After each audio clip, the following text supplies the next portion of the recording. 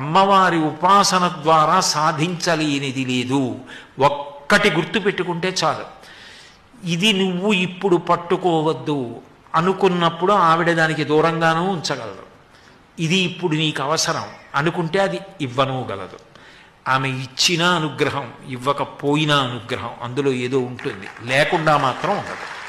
అది మాత్రం పరమ సత్యం. నాకు తినాలనిపించినా మా అమ్మగారు నాకు నువ్వుల గుండ అన్నం పెట్టకపోతే నాకు వేడి ఇప్పటికే చేసి ఉంది, ఇంకా తింటే దగ్గొస్తుందని మా అమ్మ పెట్టదు. మా అమ్మ పెట్టకపోవడంలో నా క్షేమం ఉంది. మా అమ్మ పెట్టినా నా క్షేమం ఉంది. పెట్టినా పెట్టకపోయినా ఆమె పాదాలు వదలకపోవడంలో భక్తి సంస్కారములు ఉన్నాయి.